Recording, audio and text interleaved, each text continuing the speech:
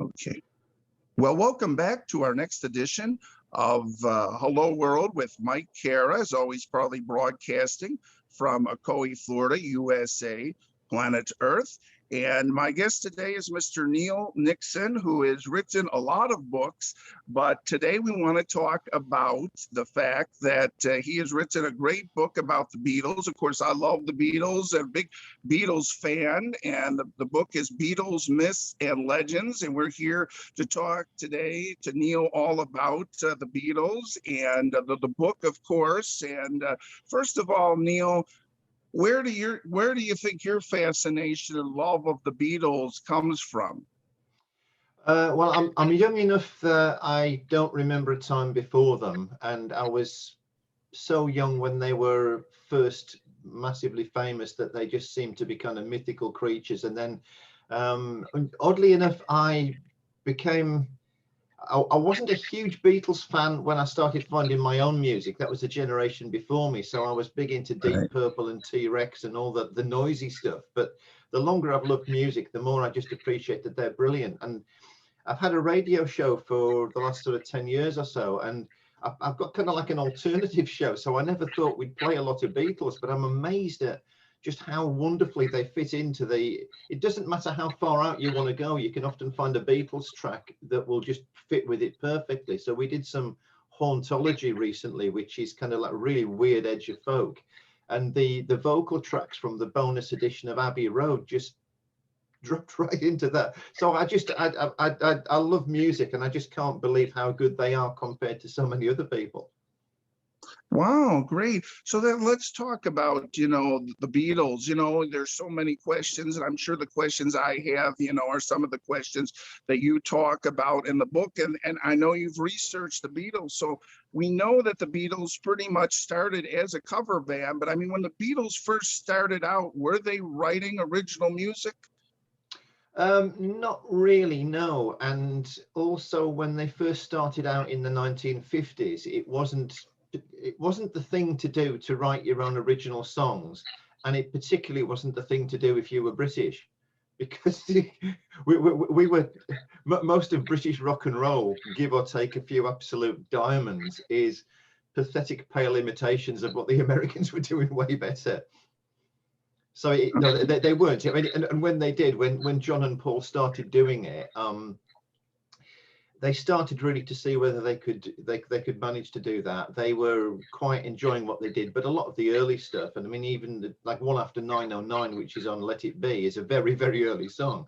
And you can hear them basically rehashing the best of Eddie Cochran and stuff in those early things. Oh, okay. Yeah, well, that's interesting to know. So yeah, we want to talk about some of the myths and legends, and one of them I kind of already had mentioned to you in an email, and this is something that people actually believe as far as a myth goes, apparently, that in 1966, Paul had actually died in a car crash, and they replaced him with a fake Paul, which I guess was Willie Shears, was the inspiration for Billy Shears, and that since then this has been a fake Paul. So this is obviously not true. This is obviously not true. Thank you, Mike. So if I'm going to talk about this, can we start with a disclaimer? I'm really interested in myths and legends and why people believe anything. So when I'm not writing about the Beatles, for example, I'm writing about topics like UFOs. But again, I'm something of a skeptic. So the whole point of the Beatles Myths and Legends book is to look into how people begin to build beliefs around what are very mundane things, right? Yeah. Paul McCartney did not die in a car crash in November 1966. Yeah, he did not blow his mind out in a car. He's very much alive and well as you and I talk to each other today. And his album at the end of last year kind of proves that. So if you wanted one substantial piece of evidence that William Campbell Shears did not replace Paul McCartney, it would be the improbability that a Scots guy that basically was selected on so the legend goes, he was selected on the basis of winning a McCartney lookalike contest. Well, he just happened to write pretty much everything that Paul McCartney contributed to the Beatles from Sgt. Pepper onwards, and then go on to have that solo career. And at the end of the 1970s, the top 3 selling acts in the history of popular music before Michael Jackson came and changed the rules on that were the Elvis Presley, the Beatles, and then Paul McCartney outside of the Beatles. So how the hell would you get that lucky if you just recruited a guy from a lookalike contest? Right. Yeah. So, that's very interesting. And another thing I wanted to talk about that I mentioned to you is about the meanings of songs. And you probably know the song that I'm first going to, want to talk about true meanings.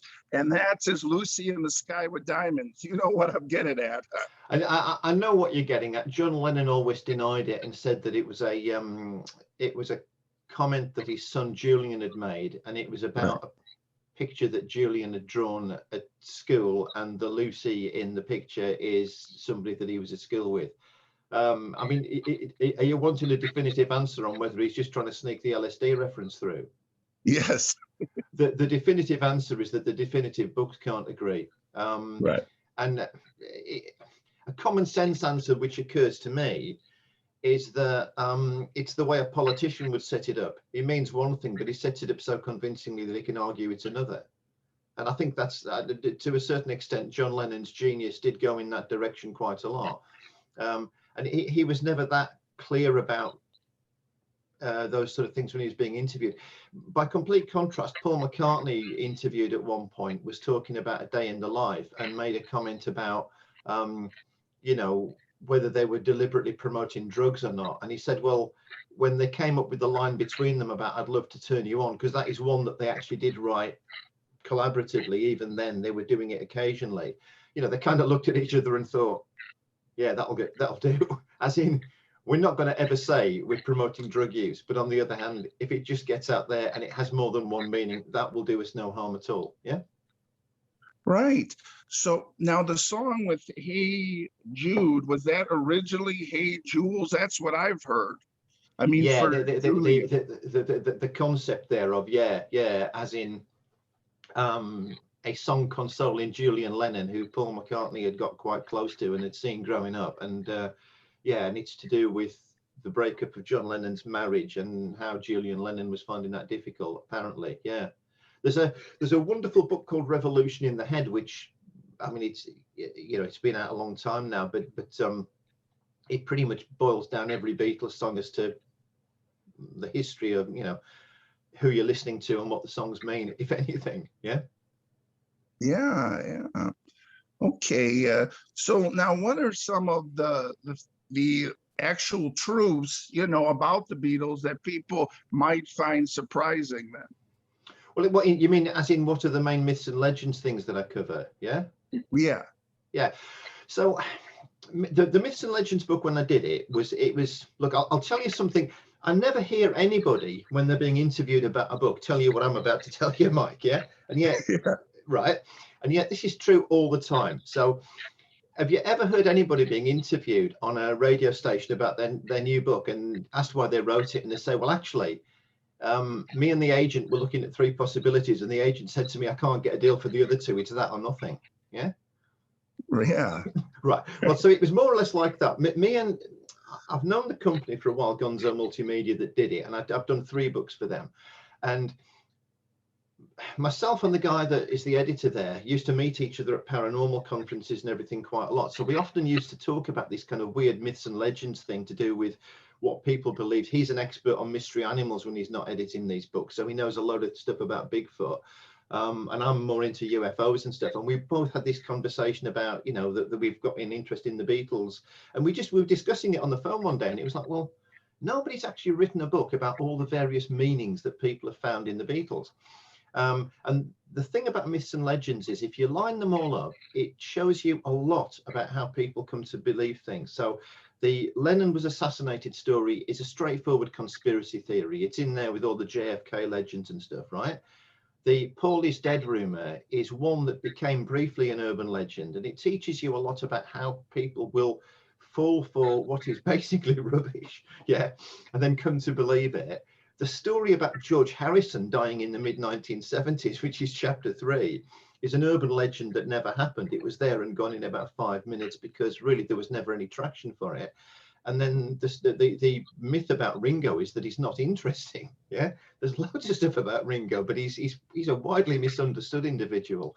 And then there's another myth at the end of it, which is that, and again, this has been believed off and on, that the Beatles didn't split up in 1970, but they continued recording different sounding music under a number of different names, certainly well into the 1970s, which they didn't do. But there are 3 albums in particular that get rolled out as Beatles albums when they're not. Oh, yeah, I think I heard about that. I remember that watching a YouTube video about that there was the Beatles actually secretly recorded under another name or something.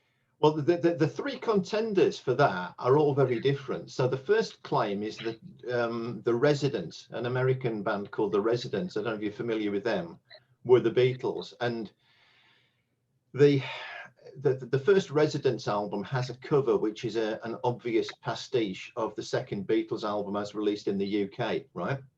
Right. So it's almost like giving a message. And the thing about the Residents was that for most of their existence until the recent past, they were very careful never to reveal the individual identities of a particular resident. You know, the whole thing just exists in a parallel universe. Now, that said, if you listen to the first Residents album, it's like taking Revolution 9 as the basis of a career. Yeah. Yeah. It's even more avant-garde than that. So if that was the Beatles recording, then they'd done the unthinkable. They'd put Yoko in charge, I think. Which so there's that one. The another one which is commonly cited in, I mean, it's interest. It's what you Americans would call baloney, but it's quite interesting baloney, right? Yeah. Another one that's cited in that regard is the first Klaatu album, the band who named themselves after the robot in the sci-fi movie. And it's the album that's got, the best known song on it was a hit for the Carpenters, calling occupants of interplanetary craft. And again, that's because Klaatu were largely anonymous and Canadian, and that's the late 70s, and it sounds like what the Beatles may have sounded like. It's a bit ELO, a little bit prog, but very much a pop album. And then the third one that was, some people did actually believe this, was an album by a band called Loving Awareness, which came out in the self-titled album, which came out in 1976, and was quite widely known in Europe because it was promoted by Radio Caroline, that was the best known pirate radio station that broadcast from a ship in between mainland Europe and the UK, and was widely listened to across a lot of that territory. And anyway, cut a long story short, the album was made to order, and it was financed partly by people who had an interest in Radio Caroline. Some of the musicians on it went on to be quite well known later on, particularly in Britain. There were members of a band called the Blockheads, and it was deliberately concocted as almost like a Beatles 1976 record might have sounded. And Radio Caroline often played it and just said, and there was even a press conference which used big boards in the back using the same graphics as the Beatles and everything. So it was deliberately done to try and fool people. Okay. Now I have, something I heard about the Beatles, and I want to get your take on it. And it involves Saturday Night Live. And I'm sure you were aware that Lauren Michaels had offered, I don't know what it was, $1,500 for the Beatles to reunite. And George Harrison ended up showing up that night. But I had heard that Paul McCartney and John Lennon were in New York, and they were thinking about it, but then were too tired and couldn't do it. Do you have any insight onto that? Same story you've got. Yeah, I understand that it's true, and it's their lives are well enough chronicled that was almost possible. There's if I could offer you a bit of an insight into that, it's that because the Beatles' lives are so well covered by biographers, it's often known what they were doing. And certainly in the 1970s, the reality of being a Beatle is that you could almost go anywhere and get opportunities, and you'd make decisions in the moment. First of all, you had to produce an album a year, a solo album a year, most of that time, which is what they did. Yeah. Most of the 1970s, the various Beatles weren't touring. I mean, Paul McCartney was the busiest touring Beatle in the 70s, but he was also bringing up young kids. So they were often in situations where they would just randomly get an opportunity and either decide yes or no in the moment. And that explains quite a lot of what went on in Beatle lives at that point. I mean, Ringo was most reliant on his comrades, and also the one with the biggest problem because he was a quite serious alcoholic towards the end of that decade and cleaned up in the 80s. But the others were often, you know, George Harrison turned up in various things. He turned up in a spoof documentary about a band called the Ruttles, for example, yeah, which was largely done on his mate Eric Idle was doing it and just pretty much rang up George and persuaded him, you know. So they often were able to just do those kind of things. And as I understand it, they could have done Saturday Live and decided quite casually not to. Yeah. Yeah. Okay. I mean, I'll tell you an interesting story. I've never met a Beatle. The closest I ever came to was in a similar circumstance, and I nearly met George Harrison. And it's a long story, but the short version of it is that the George is dead story that's in the Beatles Myths and Legends book, I'd written it up for a magazine in the UK in the early 1990s. And it was just reported as a legend about George Harrison that, you know, I'm using all the same evidence that's in the book.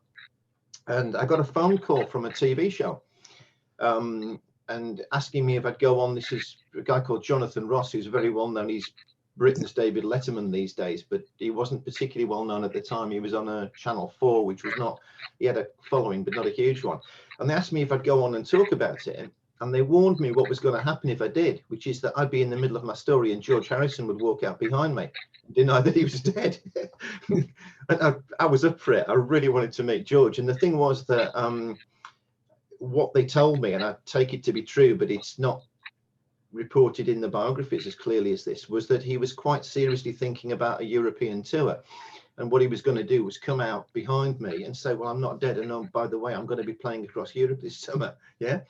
But then the European tour got pulled and he decided not to do it. And again, it was just one of those things where obviously he was busy. There were opportunities coming up right throughout their lives because of who they were. And they just make decisions, you know, based on what was in front of them at the time. Yeah. Right. Yeah. That's interesting. You know, and you know, a lot of people have told me, Neil, that they've met Paul McCartney, and he's a nice guy, and that's, I guess, what we really go on is interactions from other people as far as how these Beatles are then. But I mean, behind closed doors, we don't know what's going on then, huh? No, I trust these days. I trust the written reports more than I used to in the past, because there's a point made in the book actually that the guy that shot John Lennon. So I don't, you know, unless you want to talk about it for a particular reason, I don't really want to go into John Lennon's death. But sure, yeah. Central to this is that the guy that shot him, not long before that, was reading two books, and he was reading Catcher in the Rye, which is well known because it was, you know, he sat there and read it after he'd done the deed.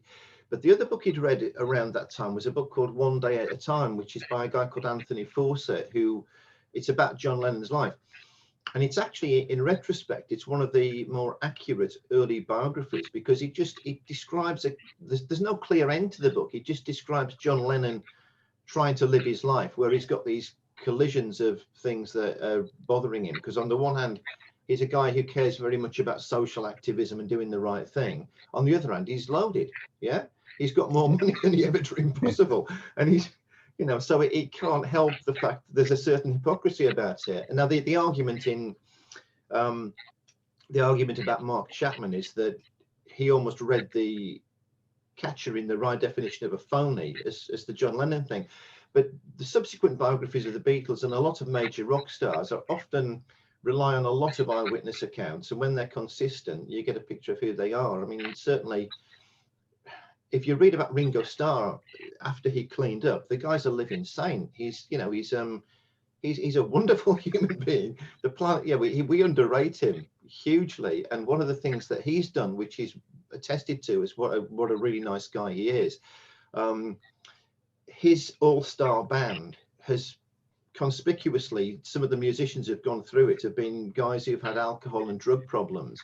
And Ringo, who's come through that, has been a phenomenal mentor to some of these guys to keep them on the straight and narrow and help their careers. You know, and if you look at people like Joe Walsh and stuff who've been in their band, who've had their own problems and are pretty functional now, yeah. You know, that side of him is often underplayed, really. Yeah, they both him and Paul come over as people who've mellowed very, very agreeably, and you know, they've got close friends, and people who meet them casually generally come away quite impressed. And now, Neil, the quick question of the century I wanted to ask you, and that is, of course, about who broke up the Beatles. And before we get to that, I was watching on Howard Stern where Paul himself said it was John that broke up the Beatles. So that's his opinion. But I mean, what does the research? I mean, a lot of people like my dad, and a lot of people think it was Yoko Ono. I mean, what was it a combination of things, or? Well, I don't know that you'd ever know the straight answer to that, because it's a bit like, look, it normally takes only two people to break up a marriage, and you'll get very different stories, right? Right. Yeah. There were four people in that band, five if you count George Martin, who was very much a player in the studio. My common sense answer would be that they simply outgrew what it was that they'd done. They were, from the point at which they stopped touring, which was you know, becoming a very stressful part of their lives for all of them, they just grew in such different directions, didn't they? And so the pressures that broke them up, I mean, the Beatles broke up the Beatles, and Right. in just the same way that, how to put it, sometimes bands who've got phenomenal talent that just drives the quality of their work, i.e. the bands who've got the best quality control, just simply can't exist in the same room, because there comes a point when you just can't contain all that in what that band is. Yeah. Right.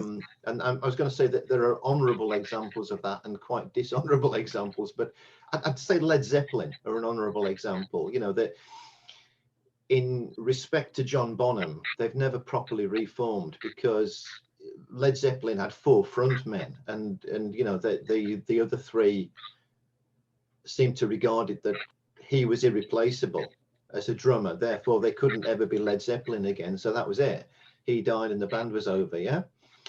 And you know, the Beatles have been quite respectful of their own legacy in that sense, that they've never, you know, I respect them for not going on the legacy trail and turning into their own heritage act, which is probably to their credit they didn't. And also, if you think about some of the post-Beatle work that they did, Apple saw itself as a film company but wasn't that successful. But George Harrison, as a film producer, was just amazing. And if the Beatles had gone on, he wouldn't have had the time to build that part of his life. Yeah.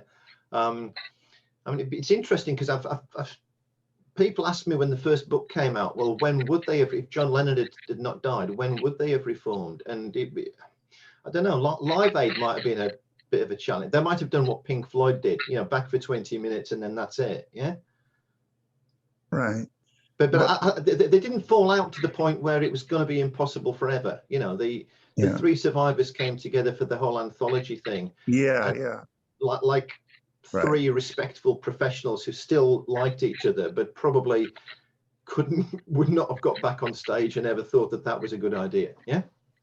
Yeah. And yeah, Neil, I was just gonna, you know, mention that they did get together, sort of, kind of, maybe, you know, for that, and they, I know that on YouTube there's a lot of interviews of them, you know, doing interviews together, but like you said, they never really performed live on stage, and the three of them. No, and that was probably a good idea. If you look at their respective live histories,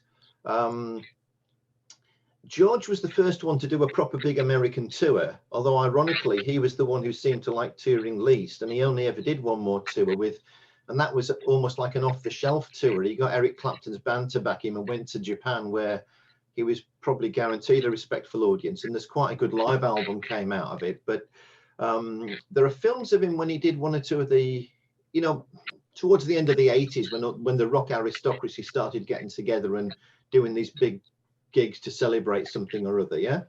And George Harrison played a few of those, and I can't remember which gig it is. I think might be the Roy Orbison one or something, but there's some close-up shots of him on stage and he's just hating it. he's terrified. You know, he doesn't. He wasn't enjoying that, so he probably wouldn't have ever wanted to go back on stage. And I think Ringo's live work now with his all-star band, that works really well. That's great. You know, he plays a few hits, and whoever's in his band gets up and plays their best known stuff, and it just worked really well. So for them to come together as Beatles, they've all gone in different directions. I don't think it would have worked. Right, right. So now, Neil, as far as this, book goes, I mean, you did a lot of research with it, or I mean, you knew a lot of this information, or how did that work? A little of both. Some of it I did a lot of research. The thing about John being assassinated, like it being a conspiracy like JFK and stuff, is very well known, and there are books written about it. Similarly with the Paul is Dead one. The kind of wrong-headed rumor about George Harrison dying in the mid-1970s was I remembered that, and I remembered it being a brief thing that was discussed at the time, and there were music papers and stuff made a joke of it, and I'd gone and researched into that because I'm quite interested in urban legends. And again, it's a complicated point, but put simply, it had all the makings of an urban legend, but it never really happened. And that's largely because the thing that would have driven it, which would have been the people that needed to believe in it or whatever, just didn't get on board beyond treating it as a joke. It's actually quite an interesting story. So I did a lot of research into that, and that's something I've acquainted myself with virtually every significant book written about George Harrison ever. And yes, and the other stuff was stuff that I knew, that I went and researched a bit. And of course, the internet drives this all the time, so people are still talking about it. The Billy Shears, the imposter, the alleged imposter, right? Yeah. As it has his own website, you can even buy his biography. Oh. I mean, it's interesting. I stumbled on that site and I thought, well, why didn't I cash in on that? Yeah. Maybe because I've got too much of a conscience, I wouldn't have done it. But so it keeps driving itself, and obviously the book's a few years old now. But I went and had a look at up to the moment stuff for when I wrote it, which is interesting because there's another dimension to this now, which there wasn't when these stories first started, which is that because people access music on playlists and streaming services and stuff, there's much more confusion about who recorded what. So for example, there are a lot of, particularly Americans, let's just go there with this one. America seems more likely to believe that songs like Mr. Blue Sky by the ELO are actually Beatles originals. And a lot of America believes that Don't Worry Be Happy is a Bob Marley song. Seriously. And it's, so this is because that's happening in the age of the internet, when people don't really always link the music with the recording, with the artists. That's adding to the legends now, because there's confusion certainly around the edges about what are Beatles songs and what aren't. Oh, yeah, that's interesting, Neil, about the influence of the Beatles, because the one thing that I enjoy is we even have Christmas carols that are done as the Beatles. You could listen to that. So I mean, everyone's in America is kind of still obsessed with the Beatles. They just had that certain something then, huh? Mm-hmm. They do. And as the two surviving Beatles, well, there'll come a day when they're not around, and right. A reasonable guess at that point would be that some of their legend and some of their image will go the way that the Elvis legend and image has gone. That people will just start to drag it into their own domain. So there are Elvis, if I understand the legalities of this correctly, there are no Elvis impersonators. They're all tribute artists, aren't they? Yeah. Yes, they are. Right, because that's how Gracelands would like it, and within reason, anybody can get licensed. And I was doing some research on all this a while ago, and if you see the people that have taken Elvis and his image into different directions, there's I think the performer in question has died recently, but there were a couple of British ones I looked at. There was a guy who is Elphis, Elphis, and he makes himself up like the Elephant Man, and he performs Elvis. Yeah, seriously. Yeah. And and I don't think you could do that with the Beatles tribute while half the band are still alive. But I think that people will do very surreal things on stage with the Beatles when, you know, and with the Elvis thing, that's already started to happen, and it has happened for years. In fact, I played recently on my radio show. We had a guy in a British guy who died recently, a bloke called Peter Singh, who was a Sikh, you know, with full turban and everything like that.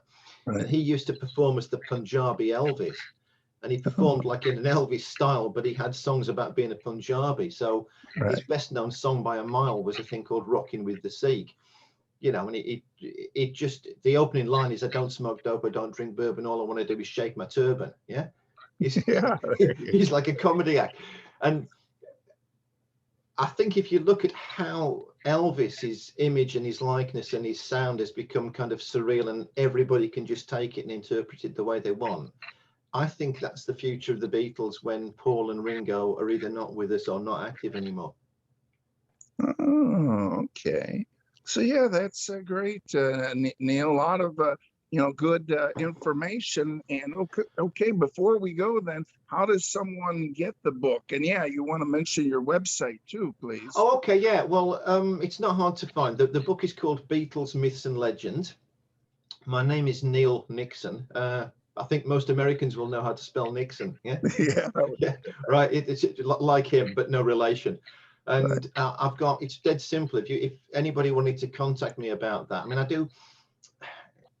Now that the lockdown is ending again, I'm sort of back on the road booking talks and things like that, and I've got bookings going forward. In fact, I took one recently for, I do a talk on the Beatles book basically, and you could get me through speakernet.com, which is speakernet.com, speakernet.co.uk. I think it's a British site anyway where you can book speakers, but obviously I do live gigs on Zoom and stuff as well. And I've got neilnixon.com, so I'm dead easy to find. Yeah.